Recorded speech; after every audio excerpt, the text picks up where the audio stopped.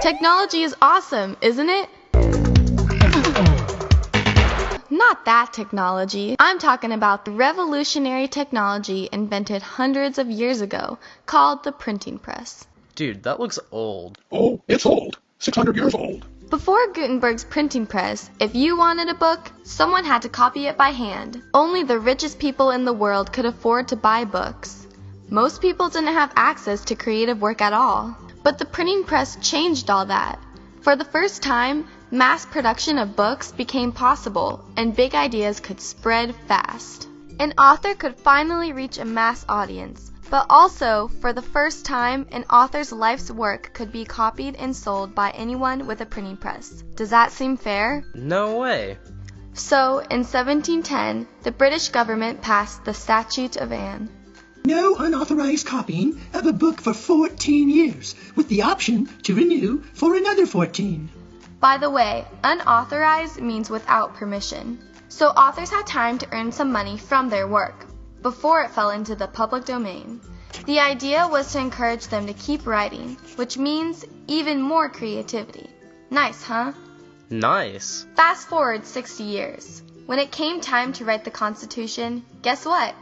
Our founding fathers included copyright.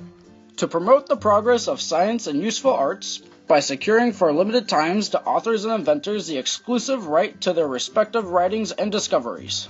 What? The Constitution gives Congress the power to pass copyright laws, and as a result, authors have the right to get paid for their books and to decide who gets to make copies. That makes sense. If you put in all the time to write a really good book that people want to read, you should be able to get paid for it.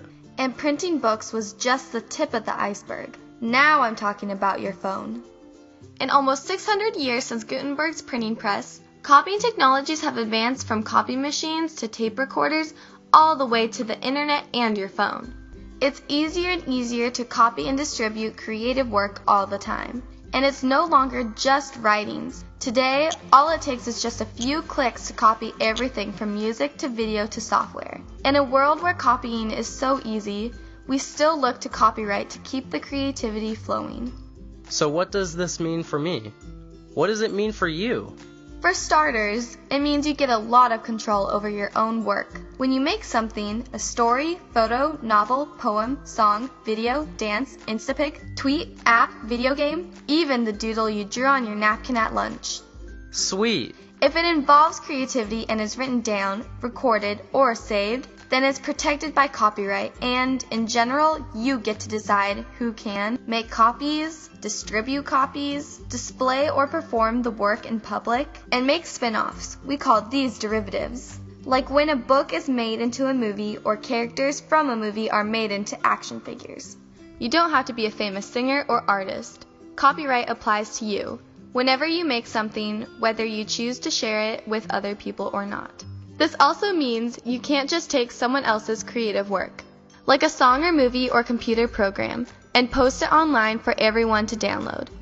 And usually, you can't make copies or perform someone else's work without permission. These are illegal uses, and we call them infringements. Copyright protects creators from these kinds of infringements. Does that sound like a lot of protection? Well, it is.